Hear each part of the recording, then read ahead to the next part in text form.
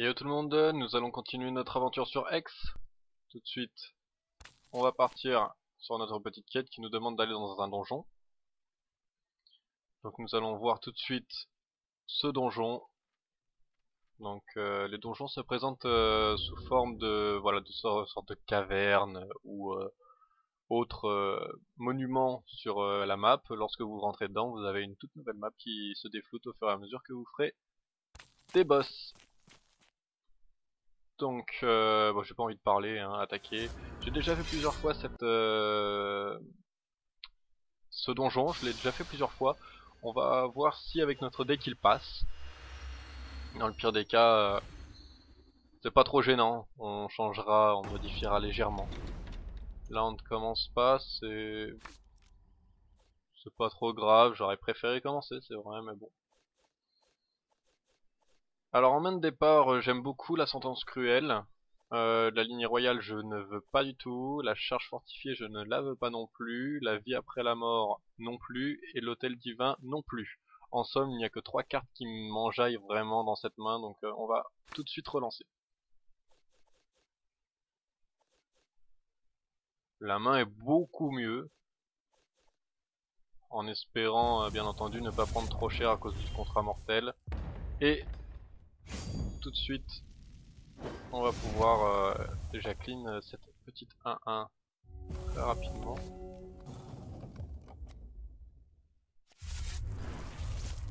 Je pense qu'il y a d'autres créatures pour le contrat mortel, mais très honnêtement, j'ai pas envie de me prendre 2 par tour plus les 3 qu'il m'inflige.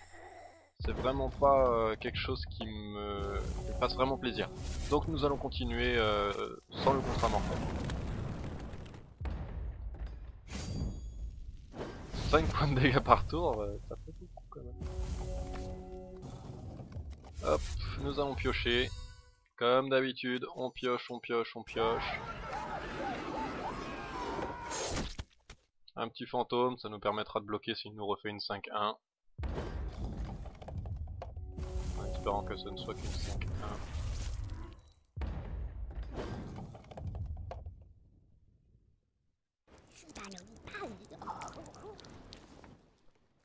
Très sincèrement, 2 cartes pour une, je trouve ça très convenable. Est-ce qu'on pioche encore? That is the question.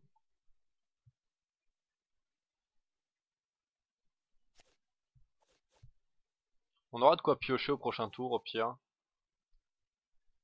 J'ai presque envie de ne rien jouer là, pour voir s'il nous repose encore une 5-1 qu'on pourra tout de suite clean avec la caresse de violet. Plutôt que de placer le vie à partir de la mort. Mais de toute façon, j'ai envie de tester, on va voir. Si je me suis trompé, bon bah.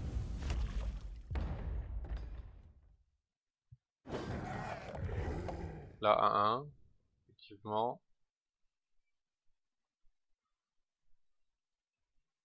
Tac. On va la tuer tout de suite. Comme ça on n'aura pas perdu nos points de mana.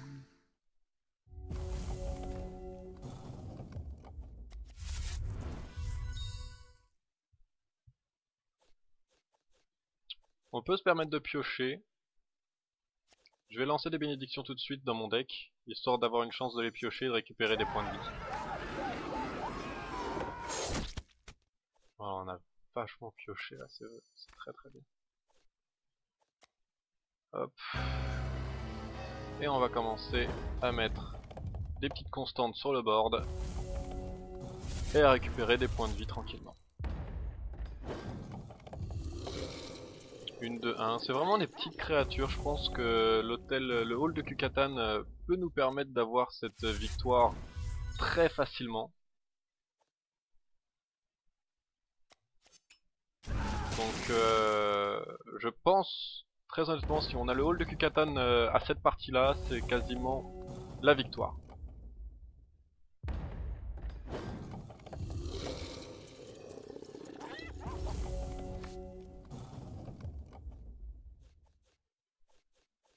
J'ai envie de piocher, récupérer déjà quelques points de vie, le hall de Kukatan, on en parlait, parfait. On va le garder pour le moment, on peut piocher, de toute façon il nous infligera pas de dégâts pour le moment. Un petit tesson. Et on remet des bénédictions dans le deck.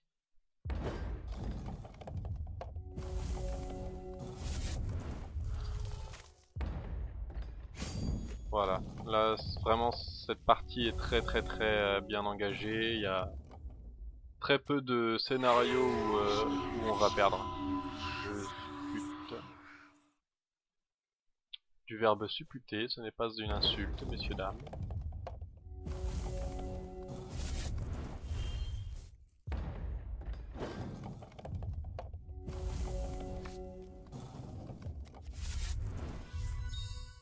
Accessoirement, ce serait pas mal qu'il joue quelque chose aussi là, ou que je chope un tesson de sang. On va jouer la charge dans le vent pour déjà la fortifier. De toute façon, on n'a rien à faire, c'est pas comme si vraiment on avait quelque chose de très important. On a 2 créatures. On va pas du tout les activer l'effet. Donc l'effet c'est en somme de supprimer une créature, enfin une troupe que l'on contrôle. De toute façon on n'a pas de troupe donc comme ça c'est réglé. Afin de diminuer son attaque et sa défense de 2.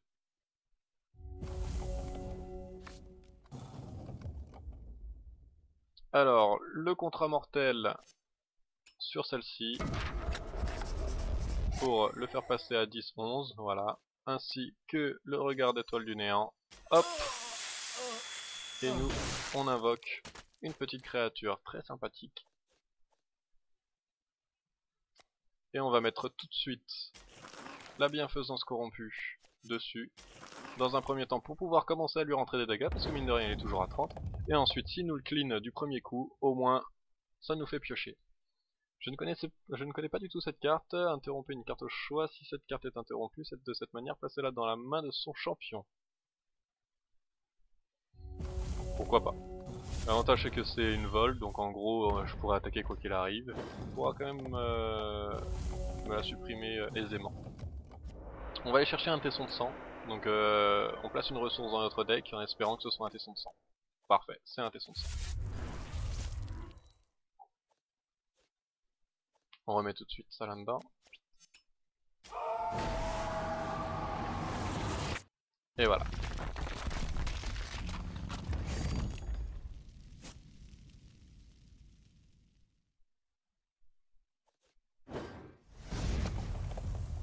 La partie va vraiment être simple à partir de maintenant. Je ne vois pas dans quel monde il revient. Tac. On a juste à attaquer tranquillement. Ça se passe vraiment bien. Là même s'il nous invoque un gros ton, on a de quoi lui supprimer. De la pioche. C'est excellent. Nous on aime ça. C'est gratuit, ça mange pas de pain. Et voilà. Le premier boss de ce donjon est terminé. Et nous passerons au deuxième dans la prochaine vidéo.